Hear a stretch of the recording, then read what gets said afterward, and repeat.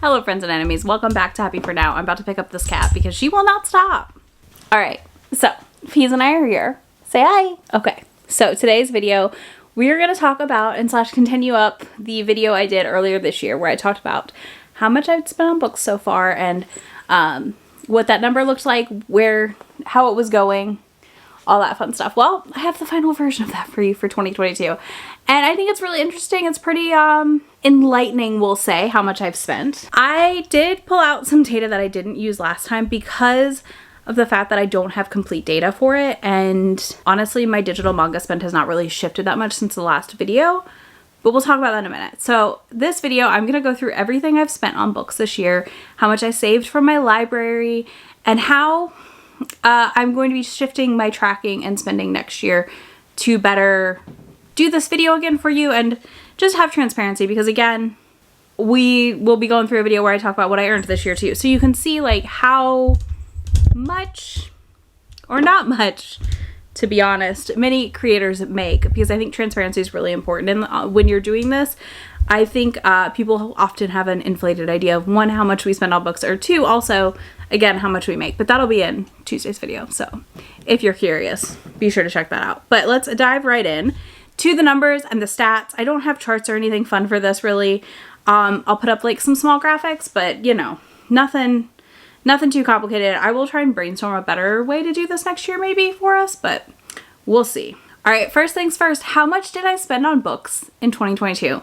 My total book spend was $462.52.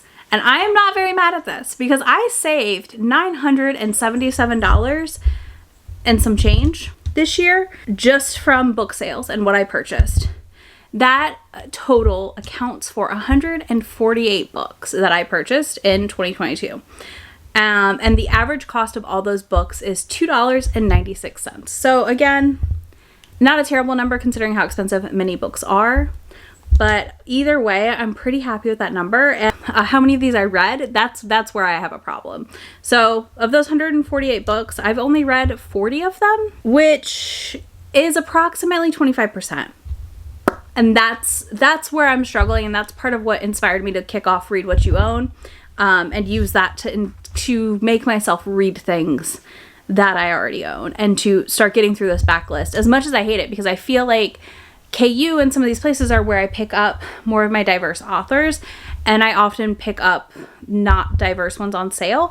I do have a good stack though, and I have like some that I've gotten on sale that are diverse authors and authors of color and things that I will be reading. I just feel like my selection is very white. It's also very white because many of these books are books I purchased well before I had a channel and was doing the part of reading diversely, because that's like always a journey and it's never ending, right? So like there's that. Let's talk about the library though. So as you know, I have a whole video about how to save money at the library. I'll link it down below for you, and like out-of-state cards and all that info, right? So I will get you that info, I promise, because I think it's really important to realize how much you can utilize a library system to your advantage with your reading. And that is where I honestly was just so thrilled to see these numbers. So I saved $884.27 with my library. So for the library books, the way I accounted for cost here, I basically this year kind of put in what the price was on Amazon at the time. I'm shifting that next year to like the base cost of a credit on Libro, FM, or Audible to track a book if it's under that credit price on Amazon or that.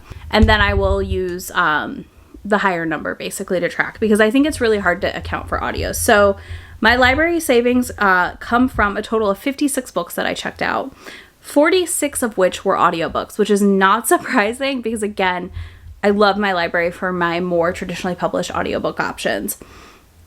The average cost savings per book at the library for me was $15.79.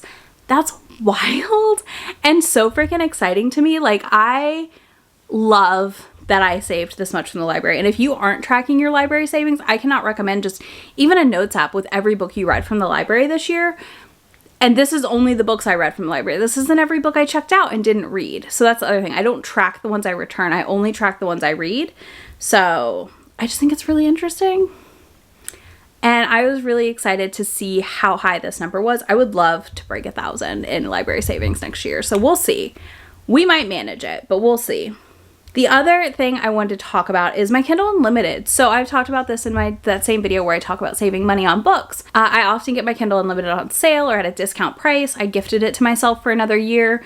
And when I canceled it before I got gifted it, I literally got 3 months for $1. Like, I do all the games with KU to get it cheaper. So in 2022, I spent $90 on Kindle Unlimited. And I read 65 books from Kindle Unlimited last year, which means each book cost me $1.38. So with how Kindle Unlimited works and pay the authors, like, that's another story. But I will say this, as a buyer, as a consumer, that is such a good deal. It's wild to me that I saved that much just on KU. Like, holy crap. It's so exciting. So let's just kind of talk about like the numbers here and stuff and why I pulled out digital manga. So one, I did not buy a lot of digital manga in the last half of 2022. So I just didn't feel a need to update that stat. I think it changed by maybe $8 because I got one digital manga that I pre-order, which is Nina the Starry Bride. So that number was around $200 spend, but I did get a lot of those on sale in that. But things that I'm doing in 2023 to better get a grasp on how much money I'm spending on manga, books, all of the things. Not only is January through March my Read What You Own challenge, and I'll probably do some mini rounds during the year too of it, but that means I'm reading the books already on my shelves, right? But the next step of this is that I am also adamantly tracking every single book I get from the library.